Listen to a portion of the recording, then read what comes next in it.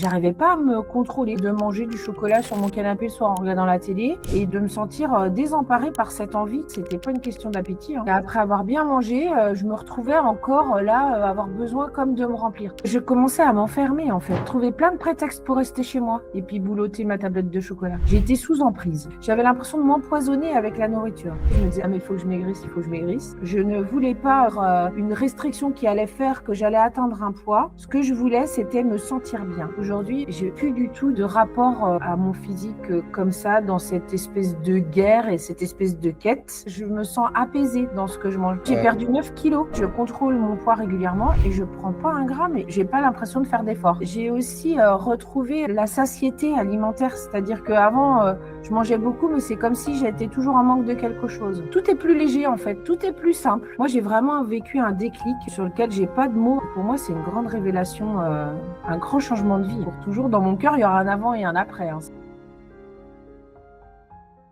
Je m'appelle Florence, j'ai 55 ans bientôt. Je travaille dans un domaine viticole où je suis assistante de direction. Toi, tu as suivi un accompagnement avec Kiné Coach Santé. Avant cet accompagnement, à quoi ça ressemblait ta relation à la nourriture au quotidien? Concrètement, tu vois, c'était quoi au quotidien par rapport à la relation que tu entretenais avec la nourriture? Alors en fait, moi justement, comment expliquer? J'ai redémarré une vie en fait, enfin j'ai quitté une vie confortable à un moment, donc il y a maintenant bientôt 10 ans. Et en fait, j'ai tout recommencé dans ma vie parce que j'avais plus de travail. Voilà, j'ai acheté une maison, j'ai trouvé du travail. Enfin, et j'étais là avant de faire le programme, j'avais cette satisfaction d'avoir réussi à tout recomposer et sécuriser ma vie. Donc j'étais bien. J'arrivais pas du tout comment dire, à m'équilibrer au niveau alimentaire. J'étais bien partout, sauf avec moi au niveau alimentaire. Et je me sentais, comment dire, désemparée parce que j'avais pourtant fait déjà des régimes. En tout cas, j'avais réussi plusieurs fois dans ma vie à m'équilibrer et à avoir un poids qui me plaisait. Mais là, j'étais complètement désemparée alors que j'avais cette sensation d'avoir réussi ma vie dans une certaine mesure. Donc, si je comprends bien, il y avait plein de domaines de ta vie où tout se passait bien, surtout que tu étais passé par différentes phases de vie, ça avait pris un tournant, etc. Mais il y avait toujours ce sujet en tâche de fond, la relation à la nourriture, c'est ça? C'est ça, c'est ça. Et puis j'arrivais pas à me contrôler, c'est-à-dire que, par exemple, parce qu'en soi, je mangeais pas mal, mais toujours trop. J'achetais que des bons aliments et j'avais ce sentiment de me faire mal avec l'alimentation parce que je mangeais trop et du coup, mon corps avait mal partout. Et j'étais capable, après avoir mangé des trucs sains, de manger du chocolat sur mon canapé le soir en regardant la télé. Et de me sentir désemparée par cette envie que j'arrivais pas à contrôler. Et pourquoi c'était un problème pour toi quand tu dis je me sentais désemparé par rapport à cette envie avec la nourriture, le chocolat en exemple? Ça avait quoi comme conséquence, ça, dans ta vie? J'avais vraiment mal au corps. Alors bon, j'ai l'âge où on parle beaucoup de la ménopause, tout ça, mais je sentais bien que j'étais pas non plus, c'était pas que lié justement à la ménopause, mais bien au fait que, alors je dis toujours ça, mais c'est un peu particulier. J'avais l'impression de m'empoisonner avec la nourriture et m'empoisonner en mangeant des choses saines. Bon, évidemment, le chocolat quand j'en mangeais trop, mais c'est pareil. J'achetais pas des chocolats dégueulasses non plus. Enfin, je mettais vraiment des moyens économiques corrects pour m'acheter des bons aliments et toujours je mangeais trop. Donc j'étais vraiment, je me sentais lourde, je me sentais fatiguée et désemparée. Voilà. Et ouais, avant de trouver le programme, vraiment désemparée. Je savais pas comment j'allais faire. C'est-à-dire que tu te sentais désemparé et quand tu mangeais en dehors d'une faim, du coup, on va dire physiologique en tout cas, mais identifié que c'était dans des moments particuliers? Non, pas forcément. Pas forcément. Alors, c'était souvent le soir en regardant la télé, mais j'avais pas de, comment dire, de grosses pulsions autres que ces soirées où après avoir bien mangé, hein, parce que j'avais vraiment pas faim, hein, c'était pas une question d'appétit, hein, Mhm. mais après avoir bien mangé, je me retrouvais encore avoir besoin comme de me remplir. En fait, il y a eu un espèce de déclic à un moment parce que moi, j'ai été fumeuse il y a très longtemps, et en fait, je me suis retrouvée emprisonnée dans l'alimentation comme j'étais emprisonnée dans ma dépendance au tabac. Et je me suis dit, quand même, c'est pas normal de me sentir aussi dépendante de la nourriture que je ne l'étais du tabac, qui est quand même en soi une drogue. Une drogue, c'est compliqué. Ouais, il y avait cette forme de dépendance dans le sens où, si je comprends bien, ce comportement-là, tu n'arrivais pas à le régler, quoi. Et donc, c'était toujours là, c'était à des intensités plus ou moins fortes en fonction peut-être des périodes de vie, c'est ça? Ouais. Oui, c'est ça. Et en fait, mon problème alimentaire, il date d'il y a très longtemps, enfin, c'est pour me dire, mais c'est pas forcément un problème alimentaire qui est à la base de ce mal-être, entre guillemets, c'est plutôt une question physique. C'est-à-dire que moi, j'ai toujours voulu être mince. Je sais pas si c'est juste un mot très simple, mais et j'ai toujours couru après une image que j'ai jamais réussi à avoir, en tout cas, même à des phases où j'étais plus mince qu'aujourd'hui. Et ça a toujours été ça ma quête. Donc, ça a généré, à force de restrictions, ça a généré des troubles alimentaires. Mais comment dire, c'était pas non plus des grosses pulsions. C'est comment dire, c'est un problème de fond plus qu'un problème de. Je sais pas, parce que c'est un problème de fond, ça répond pas non plus à ta question, mais c'était plutôt de l'ennui quelque part là ces derniers temps. En tout cas, c'était plutôt une question d'ennui. C'est-à-dire que j'étais toute seule chez moi et puis voilà. Et puis en fait, je n'arrivais pas à me dire, mais non, Florence, tu ne mangeras pas de chocolat. Je sais pas comment expliquer. J'étais sous emprise, comme du tabac. Sous emprise. Et ça, tu m'as dit, ça faisait longtemps. T'as une idée, ça faisait combien de temps que tu tournais en rond avec ça? Bah, en fait, 5 ans peut-être, mais il y avait eu d'autres phases avant. Et j'en avais eu d'autres, des phases où j'étais vraiment pas bien. Mais en fait, il y a à peu près une quinzaine d'années, j'avais fait un programme Weight Watcher et j'avais réussi à bien mincir. Et en fait, assez longtemps, je me suis stabilisée. Par contre, j'ai pris conscience avec ce programme KCS que j'étais stabilisée, mais j'étais jamais satisfaite. C'est-à-dire que j'étais arrivée à un poids qu'aurait pu être un idéal, mais j'étais toujours dans la peur de reprendre, j'étais toujours sous pression. Et en fait, là, ces derniers temps, avant de faire KCS, je ne voulais pas recommencer ça. Je ne voulais pas reprendre une restriction qui allait faire que j'allais atteindre un poids. Ce que je voulais, c'était me sentir bien. Et j'avais une double frustration, c'était d'être en totale satisfaction avec cette reconstruction de vie, d'avoir trouvé un job qui me plaisait, d'être dans un lieu qui me plaît, chez moi, enfin bref, et de me retrouver complètement désemparée par rapport à la nourriture sans être capable de me gérer. Et en donc, j'ai cherché des solutions. T'avais essayé quoi par le passé? Parce que là, tu me dis White Watchers, donc c'est plus des solutions pour perdre du poids. Est-ce que tu Mhm. avais déjà travaillé sur plus sa relation à l'alimentation d'une manière ou d'une autre? Non, jamais. J'ai fait des trucs terribles, tu sais, les trucs qu'il faut pas faire, là. J'ai fait du camp. Bref, moi, j'ai toujours cherché à être plus mince sans vraiment essayer de comprendre pourquoi j'étais en quête comment dire, d'une image physique qui est sans doute pas celle qu'il me faut, enfin, qui correspond pas à ce que je suis, quoi. Tu vois, j'avais Et jamais cherché. il y a eu un moment ou une situation, toi, qui t'a fait dire, OK, peut-être que la solution, c'est pas de continuer à essayer de perdre du poids, mais justement d'aborder les choses différemment sous l'angle de la relation à la nourriture, le regard sur soi-même. Il y a eu un moment, tu vois, où tu as eu un peu une prise de conscience autour de ça? Et c'est pas vieux, ça a peut-être une petite année, où en fait j'étais en totale insatisfaction avec mon physique. Et tous les matins, quand je mettais mon pied par terre au réveil, je me disais, ah, mais il faut que je maigrisse, il faut que je maigrisse. Et en fait, il y a un jour où je me suis dit, non, mais en fait,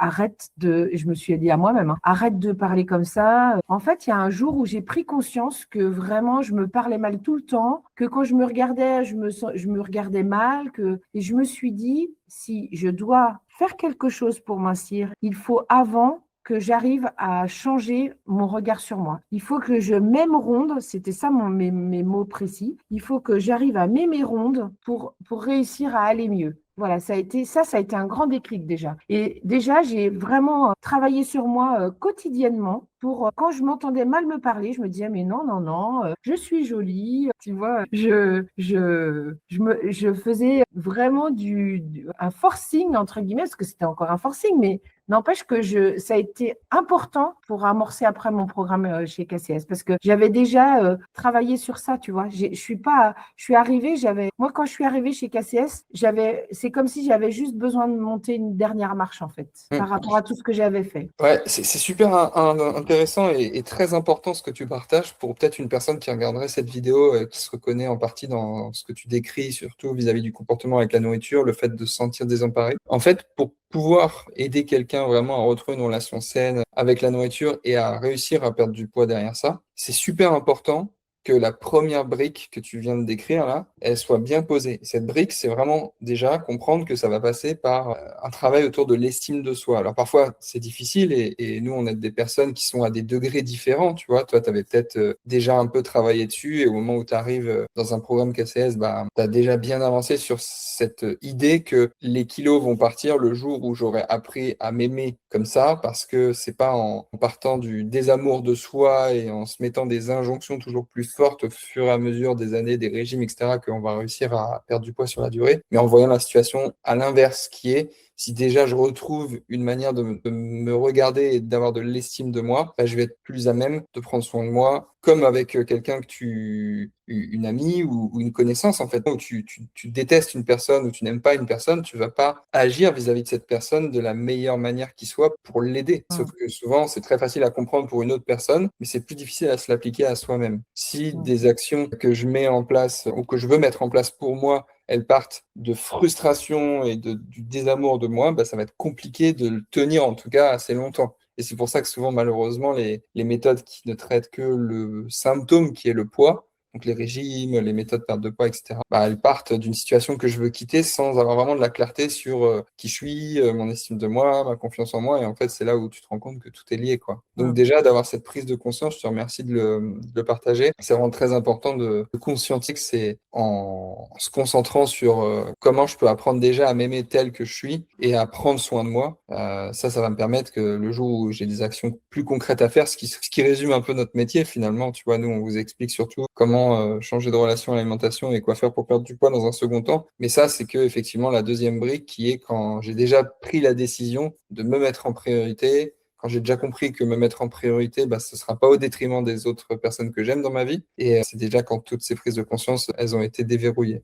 Il y a eu d'autres prises de conscience que tu as eues pendant ce parcours qui te reviennent, des choses où vraiment tu te dis, quand je repense à peut-être la Florence, tu vois, d'il y a 1 an, 2 ans, 5 ans, aujourd'hui, tu vois, tu as peut-être des manières de réfléchir un peu différentes. Il y a des exemples qui te viennent? Ben, alors si depuis que j'ai fait KCS, c'est sûr que moi j'ai une phrase quotidienne dans ma tête qui est, et je vous la dois texto, hein, qui est c'est pas parce que je l'ai oublié, c'est pas parce que j'atteins un objectif que j'irai bien, parce que je vais bien que je vais atteindre un objectif. Et ça, c'est à l'intérieur de moi, quand je pense à ça, je m'apaise directement. C'est-à-dire que ça me ramène à quelque chose qui est très aligné chez moi. Et en fait, ça m'a fait prendre en second plan toute l'histoire de l'image, du poids. C'est devenu complètement secondaire. C'est-à-dire que même, quand bien même aujourd'hui, j'aimerais encore être plus mince, qui est une réalité, ce n'est pas une priorité. Ce n'est plus une priorité. J'ai juste envie d'être bien et d'aller bien. Ouais, c'est-à-dire que tu as vraiment conscience, tu as vraiment pris conscience à un degré différent, que c'est clairement là où ça va se jouer pour en plus réussir. Si tu veux continuer à perdre du poids, ça va passer par réussir à toujours te sentir bien en fait, dans la Ouais. situation actuelle. C'est tout le paradoxe, hein. C'est souvent je Mm. veux quitter une situation parce que j'ai X kilos en trop, parce que cette situation elle est réellement inconfortable. Mais le paradoxe, c'est qu'il faut réussir à avoir non pas le confort dans cette situation, mais en quoi tout ce que je fais, c'est déjà très bien dans ma vie, où est-ce que je réussis, ce qui refait augmenter mon estime de moi et mon envie de prendre soin de moi à un autre niveau pour tenir assez longtemps jusqu'à atteindre mon objectif de perte de poids, si c'est ça l'objectif. Et là, aujourd'hui, tout est différent dans mon comportement vis-à-vis de moi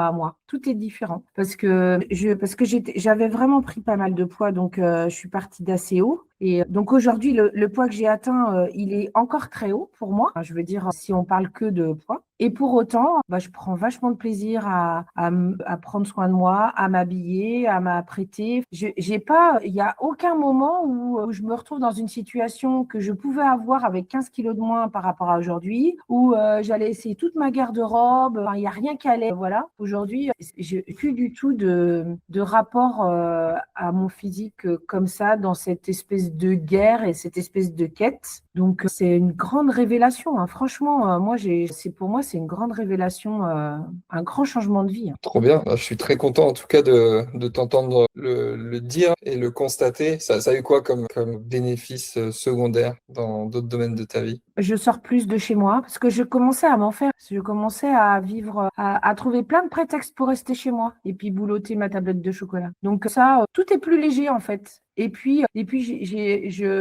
aujourd'hui, je pense que si je faisais un petit effort, je pourrais encore mincir. Mais c'est pas là, c'est pas mon actualité. Mon actualité aujourd'hui, c'est d'être bien comme je suis là. Je me fais plaisir.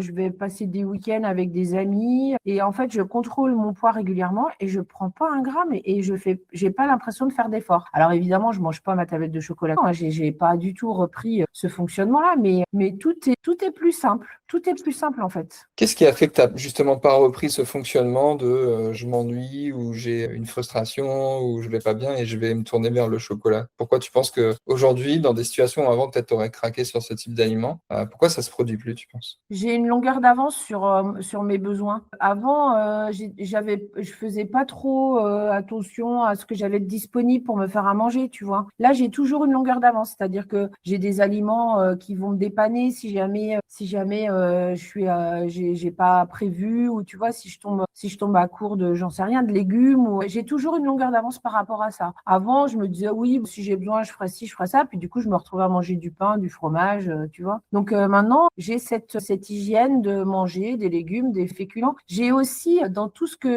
les comment dire les habitudes que j'ai prises avec ACS, j'ai aussi retrouvé la satiété alimentaire, c'est-à-dire qu'avant je mangeais beaucoup, mais c'est comme si j'étais toujours en manque de quelque chose. Et là, maintenant, je mange bien. Je mange toujours pas mal, hein, parce que moi, j'ai besoin de manger. J'ai un bon coup de fourchette, comme on dit chez moi. Et du coup, je mange bien, mais c'est vrai que je me sens apaisée dans ce que je mange. Je pense que je mangeais pas assez de bonnes protéines non plus. Je faisais, tu vois, je mangeais pas correctement, même si je mangeais des bons aliments. C'était pas équilibré, quoi. Et j'avais du coup, et c'est ce qui générait sans doute aussi beaucoup ces pulsions, c'est que j'avais des manques en fait que je plus du tout. Et en parallèle de tout ça aussi, finalement, t'as perdu pas mal de poids quand même en 4 Ouais, mois. ouais, j'ai perdu 9 kilos. Ouais, et il faut quand même conscienter que 9 kilos en 4 mois pour quelqu'un qui part d'une relation à la nourriture qui est complexe par rapport à des mécanismes de compensation vis-à-vis du chocolat, etc. C'est plus compliqué pour une personne de perdre du poids dans ce contexte-là qu'une personne qui n'a plus du tout de moment où elle a tendance à trouver du réconfort dans la nourriture. Donc c'est quand même important de mettre ça dans ce contexte-là parce que c'est aussi inspirant et intéressant de noter que en fait c'est possible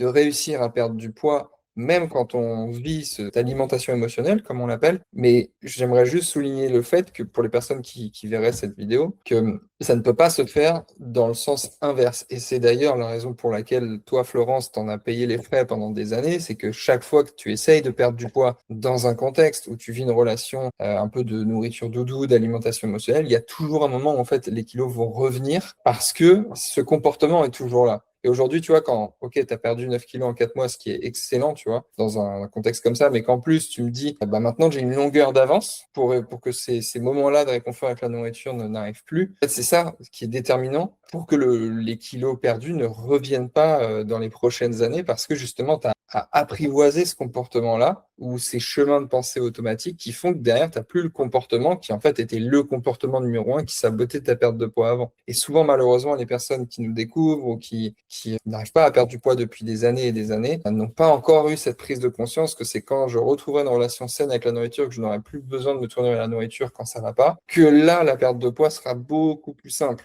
et durable. La phrase est importante, et durable. Comment tu te sens aujourd'hui par rapport à ce poids-là? Tu dis si je voulais, je pourrais continuer à perdre du poids, mais comment tu te sens vis-à-vis du fait que, ok, ces 9 kilos, ils sont perdus et comment tu te sens pour l'après? J'ai l'impression aujourd'hui d'avoir besoin de pas me prendre la tête en fait, donc et je me sens bien, donc je me sens super bien. Mais j'ai aussi cette sensation que sans doute il y a un moment où je vais refaire dire, quelques petits efforts pour réamorcer un peu une perte de poids. Tu vois, peut-être plus marcher, enfin, tu vois, m'y prendre un peu, toujours dans le modèle de ce que j'ai intégré chez KCS.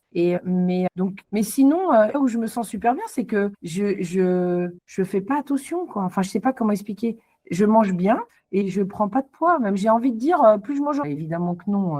Enfin, c'est relatif ce que je vais dire. Mais j'ai envie de dire, plus je mange au resto, plus je perds de poids. Mais c'est pas complètement vrai parce que c'est que ponctuel. Mais aujourd'hui, un excès n'a aucune incidence sur mon poids. Tu vois? Ouais, Enfin, ce que je comprends, c'est qu'en fait, la nourriture n'est plus vraiment un sujet. C'est-à-dire que de manière inconsciente, tu arrives à maintenir le cadre de vie qui te permet de maintenir ton poids. Et que le jour où tu auras envie d'en perdre à nouveau, bah, tu sais quoi faire, ouais. tu sais le process, comme on dit, et qu'à partir de là, bah, tu sauras mettre en place les mesures nécessaires pour refaire baisser ton poids. Parce que ça, c'est sûr qu'il faut aussi bien conscient que perdre du poids, ça demande d'agir différemment que si je veux maintenir mon poids. C'est une réalité mathématique et physiologique. Et d'ailleurs, tu l'as très bien souligné, et je le surligne pour que les personnes en aient bien conscience, c'est que souvent, ce qui est sous-estimé, c'est juste déjà dans un premier temps de plus marcher. Parce que ça dépense beaucoup d'énergie. Et donc rien que ça, si j'ai plus d'alimentation émotionnelle et que j'augmente ma dépense énergétique, ne serait-ce qu'en allant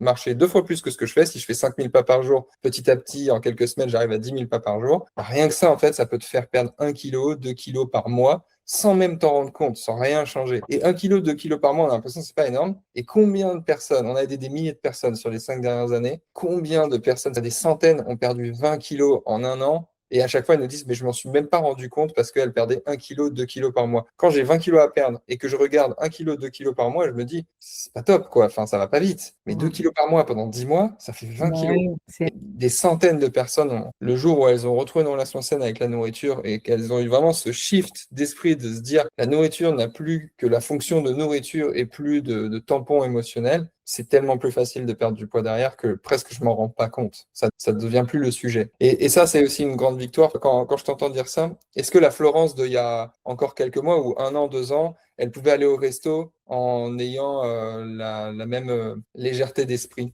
qu'aujourd'hui? non, non, et il y a une telle frustration globale, il n'y avait pas de plaisir non plus. Et j'étais capable de grands excès qui me faisaient mal et ben, j'avais pas de plaisir non plus. Aujourd'hui, tout fonctionne beaucoup plus par plaisir. Je parle aussi, ça m'est souvent arrivé de partager ça pendant mon parcours là. Je parle de satiété émotionnelle, de satiété gustative, parce qu'on parle toujours de la satiété physiologique, énergétique. Je sais pas, il y a plein de mots pour la satiété, mais moi, ce qui est hyper important, c'est de manger, de bien manger, mais de faire plaisir gustativement. Et quand je suis tout apaisée, très souvent, je mange du chocolat en fin de repas, un petit carré, parce qu'il faut que mes papilles, elles soient, comment dire, qu'elles aient leur petite satisfaction pour éviter de me titiller derrière et de me dire, il me manque ci, il me manque ça, quoi. Quand tu dis satiété émotionnelle, ça veut dire quoi pour toi, cette satiété émotionnelle? Parce que je pense que se faire plaisir gustativement, ça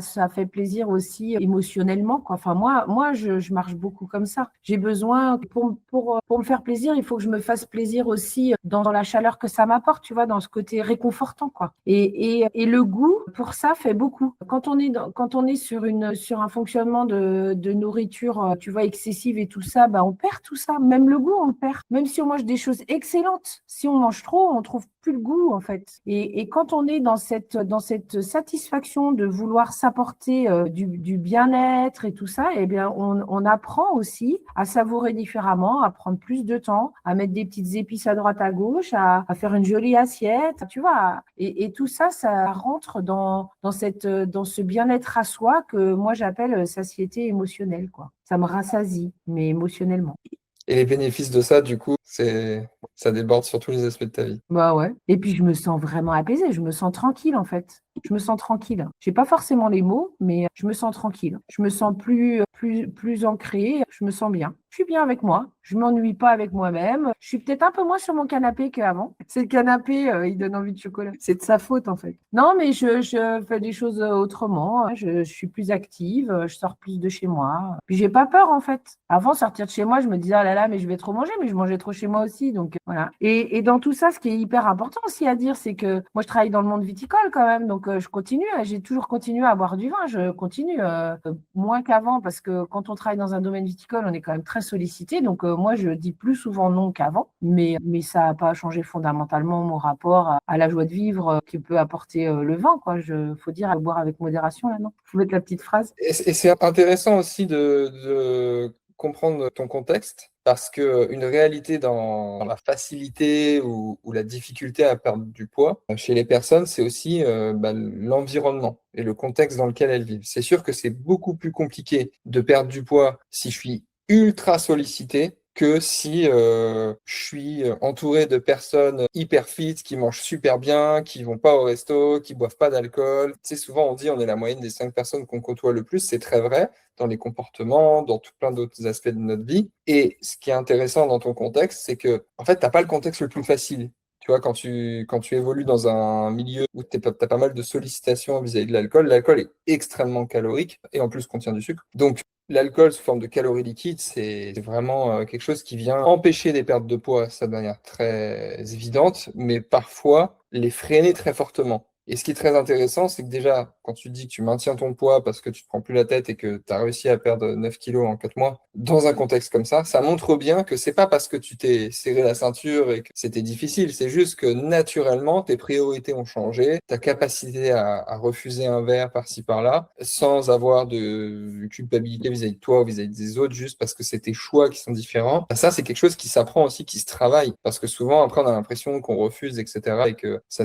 vient de créer d'autres problèmes. Alors qu'en fait, c'est dans notre tête que ça se crée, c'est généralement ces chemins de pensée. Et donc, c'est dans notre tête qu'il faut le travailler vis-à-vis de nous-mêmes pour être en mesure, finalement, de faire des choix, justement, différents. D'ailleurs, quand tu parles d'aller au restaurant, tu peux faire des choix aussi différents. Est-ce que tu prends entrée, plat, dessert, le truc le plus calorique, avec 4 verres de vin, ou est-ce que tu prends une entrée, un plat sans forcément boire d'alcool? La finalité, c'est que tu es allé au resto. Mais c'est tout le même resto, en fait. Et tu peux prendre autant de plaisir, voire plus de plaisir à faire des choix qui sont plus stratégiques pour d'autres aspects de ta vie, de ta santé, que de faire un resto, finalement, en faisant entrée, plat, dessert, en sortant du resto, limite avec la culpabilité jusque-là, tu vois. Bah oui, alors il y a des histoires de choix, c'est vrai, au restaurant, mais il y a aussi, je pense, moi j'ai vraiment vécu un déclic, d'ailleurs Tess me l'a dit plusieurs fois, moi j'ai vraiment vécu un déclic sur lequel j'ai pas de mots encore, peut-être on pourra faire une interview dans un an, j'aurais peut-être trouvé les mots corrects pour le décrire, mais j'ai eu un déclic qui fait que je me suis vraiment apaisée et j'ai changé mon rapport à la nourriture. Et le fait de se dire, en fait, moi je me fais du bien, et ben se faire du bien aussi, des fois, c'est pas forcément choisir les plats les moins caloriques au restaurant.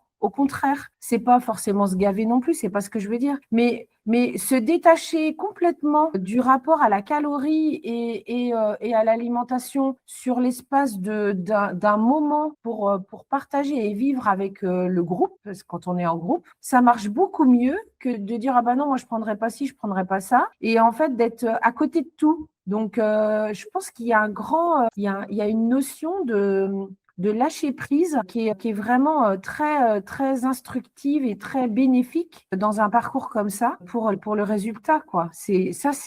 Moi, je pense qu'il s'est passé un truc fou, quoi. Je te dis, j'ai pas les mots, mais il y a, voilà. Après, excuse-moi, je rajoute quelque chose. Je suis plus non plus dans une recherche de perdre 25 kilos, tu vois, et d'être dans une quête physique qui est au-delà de ce qui est ma nature. Puisque moi, ma nature, ma vie, elle est de boire du vin, d'aller manger au restaurant. Je vise pas quelque chose qui ne correspond pas à la vie que je mène aujourd'hui. Et je pense que ça aussi, ça libère. Et c'est sans doute ce que j'ai pas vécu avant. Avant, je voulais atteindre, mais ça, c'est toujours la petite phrase, je voulais atteindre une image qui était sans doute, qui ne correspondait pas à la vie et à la personne que je suis. C'est une belle phrase. Belle phrase, et c'est pour ça que je marque un silence derrière, parce que comprendre ce que tu viens d'expliquer, ça résume ce qui fait que tu te sens beaucoup mieux dans ta vie versus tu te lèves tous les matins, comme la Florence d'il y a quelques temps, en se disant comment je vais perdre du poids en fait. Quand tu comprends exactement ce que tu viens de décrire, c'est ce qui te permet de ne plus te lever avec cette boule au ventre, de te dire mais comment je vais faire à être une personne différente de qui je suis aujourd'hui ou avoir une vie différente. Et c'est ça aussi qui crée énormément de charge mentale et donc qui entretient ces mécanismes de compensation avec la nourriture. Parce que la nourriture n'est toujours qu'un moyen de remplir un vide dont tu parlais effectivement tout à l'heure. C'était chouette de passer ces 4 mois avec vous. Franchement, moi, je pense qu'il y aura pour toujours, dans mon cœur, il y aura un avant et un après, c'est clair. C'était vraiment super.